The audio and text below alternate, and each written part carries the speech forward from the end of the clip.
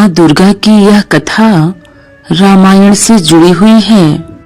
जब लंकापति रावण माता सीता का हरण कर लंका ले गया था, तब ब्रह्मा जी ने रावण का वध करने और लंका पर विजय प्राप्त करने के लिए भगवान श्री राम को माँ दुर्गा के स्वरूप माँ चंडी की पूजा करने का सुझाव दिया था। इस पूजा के लिए भगवान श्री राम को माँ को 108 नीलकमल के पुष्प अर्पित करने थे। ब्रह्मा जी का सुझाव मानकर श्री राम ने माँ चंडी का आवाहन किया और 108 नीलकमल के फूल मंगवा लिए। जब यह बात रावण को पता चली तो उसने इस पूजा में खलल डालने की कोशिश की और अपनी माया से एक नीलकमल गायब कर दिया। माँ चंडी की पूजा करते समय जब श्री राम को एक नीलकमल का पुष्प गायब होने की बात का पता चला तो श्री राम को लगा कि उनकी पूजा सफल नहीं होगी। ऐसा इसलिए क्योंकि नीलकमल का फूल बेहद दुर्लभ है और आसानी से पाया नहीं जाता है। लेकिन बाद में उन्हें याद आया कि उनके भक्त उनकी आंखों को नीलकमल से संबोधित करते हैं। ऐसे में श्री राम ने माँ चंडी को नीलकमल की जगह अपना नेत्र अर्पित करने का फैसला किया। श्री राम ने एक एक कर 107 नीलकमल के पुष्प माँ चंडी को अर्पित कर दिए। आखिरी फूल अर्पित करने के लिए उन्होंने अपने तरकस से तीर निकाला और अपनी आंख निकालकर माँ के चरणों में चढ़ाने का फैसला लिया। श्री राम तीर से अपना नेत्र निकालने ही जा रहे थे कि तभी माँ जगदम्बा उनके समक्ष प्रकट हुई। माँ ने कहा कि वो उनकी पूजा से बेहद प्रसन्न है। ऐसे में श्री राम को उनका नेत्र अर्पित करने की आवश्यकता नहीं है। इसके बाद माँ जगदम्बा ने श्री राम को लंका विजय का आशीर्वाद प्रदान किया। फिर श्री राम ने लंका पर विजय प्राप्त कर रावण का वध किया और माता सीता को बंधन मुक्त कराया। नवरात्रि के 9 दिनों तक माँ भवानी के व्रत करने के बाद 10वें दिन यानी कि दशहरे पर भगवान श्री राम की पूजा अर्चना की जाती है। पूरे भारत में दशहरे के पर्व को हर्षोल्लास के साथ मनाया जाता है। विजयादशमी को हिंदू धर्म में बुराई पर अच्छाई की जीत के प्रतीक के रूप में मनाया जाता है। ऐसा माना जाता है कि इस दिन भगवान श्री राम ने रावण का वध किया था। तभी से लोग हर वर्ष अश्विनी मास के शुक्ल पक्ष की दशमी को दशहरे के रूप में मनाते हैं। इस दिन लोग रावण के पुतले का दहन करके दशहरे का त्योहार मनाते हैं और इस दिन देश के कोने-कोने में रावण के पुतले जलाए जाते हैं। इस पर्व को मनाने के पीछे की पौराणिक मान्यताएं हैं। भगवान श्री राम को पिता का आदेश मिलने के बाद 14 वर्ष के लिए वनवास जाना पड़ा। उस दौरान लंकापति रावण ने छल से माता सीता का अपहरण कर लिया। उसके बाद भगवान श्री राम ने हनुमान जी को माता सीता की खोज के लिए भेजा। जब हनुमान जी को माता सीता का पता लगाने में सफलता प्राप्त हुई और उन्होंने रावण को समझाया कि माता सीता को सम्मान के साथ प्रभु श्री राम के पास वापस भेज दे, लेकिन अपनी शक्ति के घमंड में रावण ने हनुमान जी की एक न सुनी और अपनी मौत को निमंत्रण दे डाला।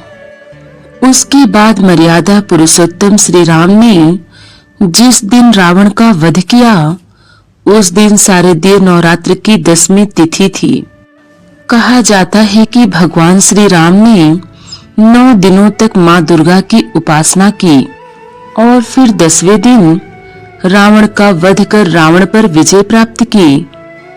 तब से इस त्योहार को विजयादशमी के रूप में मनाया जाता है।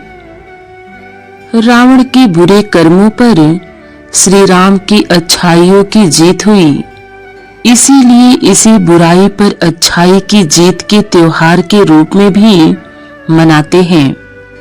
इस दिन रावण के साथ साथ उसके पुत्र मेघनाद और उसके भाई कुंभकर्ण के पुतले भी फूंके जाते हैं। पौराणिक कथाओं में विजयादशमी को मनाने के पीछे एक और मान्यता यह बताई गई है कि इस दिन मां भवानी ने चंडी रूप धारण करके महिषासुर नामक असुर का भी वध किया था। महिषासुर और उसकी सेना द्वारा देवताओं को परेशान किए जाने की वजह से मां दुर्गा ने लगातार 9 दिनों तक महिषासुर और उसकी सेना से युद्ध किया था, जिसके बाद माता को 10वें दिन महिषासुर का अंत करने में सफलता प्राप्त हुई। इसलिए भी शारदीय नवरात्र के बाद दशहरा मनाने की परंपरा है। पौराणिक कथाओं के अनुसार भगवान श्री राम, जिन्होंने माता सीता को रावण से बचाने के लिए एक सेना इकट्ठी की थी, बाद में उन्होंने रावण को मारने के लिए माफी मांगी और इसका श्रेय अपने व्यक्तित्व में से एक दुर्गुण को दिया। कई लोगों का मानना है कि वह रावण ही था जिसने शिव तांडव स्तोत्रम लिखा था। कुछ लोग यह भी तर्क देते हैं कि वह सीता की पसंद का सम्मान करता था। बंधक बनाए रखने के दौरान उन्हें एक बार भी छुआ तक नहीं था। कहते हैं कि लोग जटिल हैं और हमें उन्हें आंकने या उन पर लेबल लगाने से बचना चाहिए। कहते हैं कि अलग-अलग क्षणों में हमारी भावनाएं कैसे नियंत्रित हो सकती है। हम क्रोधित, ईर्ष्यालु, उदास, प्रेम पूर्वक, यहाँ तक कि विभिन्न स्थितियों में सुंदरता देख सकते हैं।